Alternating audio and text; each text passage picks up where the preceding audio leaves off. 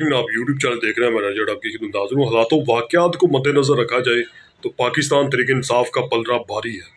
अगर प्लानिंग मनसूबाबंदी की बात की जाए तो फिर भी पाकिस्तान तहरीक इंसाफ का पलड़ा नून लीग से भारी है।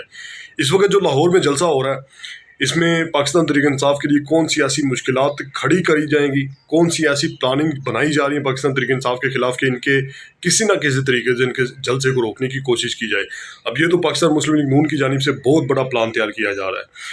ये किस हद तक कामयाब होगा, किस तरह कामयाब होगा, किस तरह इसकी प्लानिंग की जाएगी, इसकी मजीद इन्फॉर्मेशन के लिए वीडियो को पूरा देखिएगा।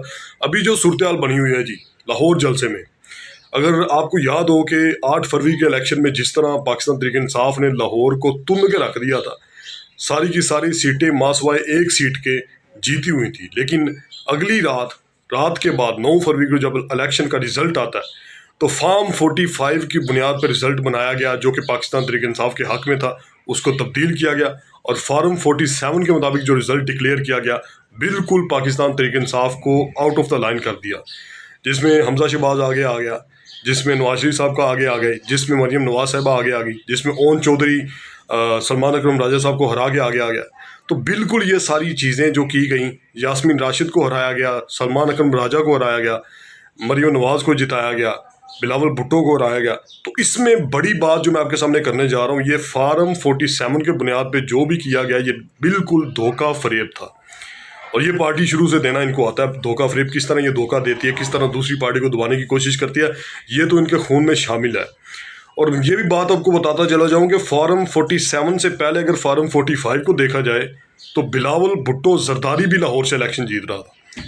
तो वो किस बेसिस पे जीत रहा था, मैं एक चीज़ आपके सामने रखना चाहता हूँ। अभी भी जरदारी जो है वो अपनी करतूतों से बाज नहीं आया, अभी भी नून लीग के मियाँ मोहम्मद नवाज शरीफ साहब अपनी करतूतों से बाज नहीं आए। लेकिन बात यहाँ पे ये क्या कर रहे हैं जनाबे वाला, जो बिलावल भुट्टो जरदारी है कंपैरेटिवली जरदारी के, आसफ जरदारी के, वो बेहतर है। उसकी रीज़न ये है कि वो एक पढ़ा लिखा नौजवान है, पढ़ा लिखा बच्चा है, उसे इस चीज़ों का पता है थोड़ा बहुत जो कि उसके बाप को नहीं पता, लेकिन उसको लूटने का नहीं पता जिस तरह उसके बाप को पता है। तो इसलिए अवाम ने थोड़ा सा शऊर दिखाया, उसको वोट डाला। लेकिन मैं हरगिज़ बात ये नहीं करूँगा कि जनाब जो हुआ अच्छा हुआ, बिल्कुल गलत हुआ। फार्म 47 के बुनियाद पे जो रिज़ल्ट डिक्लेयर किया गया उसको फार्म 45 की बुनियाद पे नहीं रखा गया। उसकी रीज़न ये थी कि पाकिस्तान तहरीक इंसाफ को नुक्कड़ के साथ लगाया जाए। और जब ये जीत गए, नून लीग पार्टी जब जीत गई अपने लाहौर के हलके से, तो फिर उन्होंने पाकिस्तान तहरीक इंसाफ को जीतने के बाद एक जलसा, एक छोटी सी रैली निकालने तक की इजाज़त ना दी गई। आपको पता होगा कि 14 अगस्त को क्या हुआ, बिल्कुल आवाम को निकलने नहीं दिया जा रहा था। लिबर्टी चौक में तकरीबन 3 साल बाद पाकिस्तान तहरीक इंसाफ ने एक छोटी सी रैली निकाली। अभी आप खुद अंदाज़ा लगाएं कि एक छोटी सी रैली किस वक्त निकाली जी, 14 अगस्त के दिन 2024 को, 3 साल के बाद।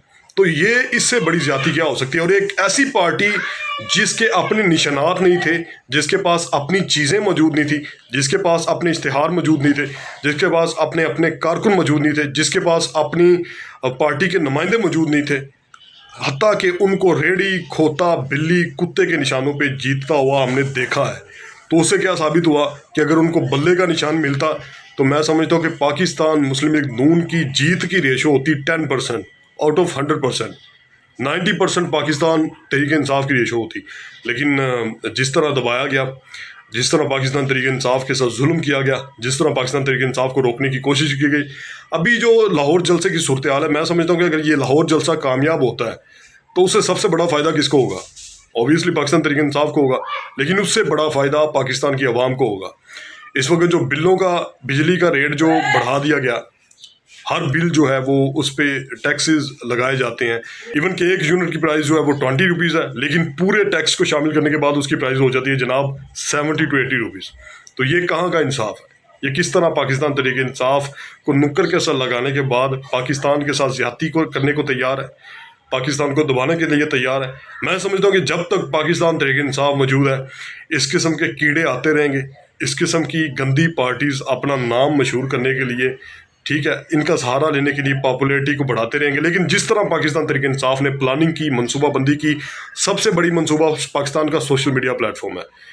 खुदा की कसम अगर सोशल मीडिया प्लेटफॉर्म ना होता तो ये जो 3 से 4 सालों में पाकिस्तान तहरीक इंसाफ ने तरक्की की है, پاپولیشن گین کی ہے ووٹرز کی، یہ نہ ہوتی تو پاکستان مسلم لیگ نون کو اسی وجہ سے نقصان ہوا کہ ان کی پلاننگ خراب تھی. ان کے پاس اتنے وسائل تو بہت زیادہ تھے لیکن ان کے پاس اتنی سوچ عقل پلاننگ والے بندے نہیں تھے.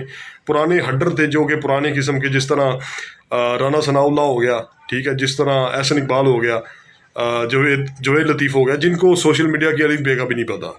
تو اس طرح کے جب لوگ آپ رکھیں گے تو آپ کبھی بھی پلاننگ کے میں آگے بڑھ ہی نہیں سکتے.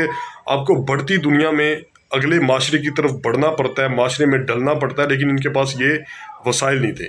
کون سے وسائل نہیں تھے؟ ان کے پاس بندے پورے نہیں تھے. مجھے لگتا ہے کہ آئندہ چند سالوں میں پاکستان تحریک انصاف اپنا نام اور زیادہ بنائے گی، اور ان کے مد مقابل کھڑی ہونے والی پارٹی جو ہے وہ لڑکھڑاتی ہوئی نظر آئے گی ہر بار.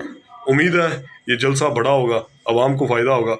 اگر آپ کو یہ چھوٹی سی ویڈیو اچھی لگی ہے تو اس کو لائک کریں، چینل کو سبسکرائب کریں، ویڈیو کو لائک کریں، شیئر بھی کیا کریں. شیئر کرنے سے ہوتا ہی ہے کہ اس کی ریچ بڑھتی ہے، ریچ بڑھنے سے زیادہ لوگوں تک اویئرنیس پہنچتی ہے.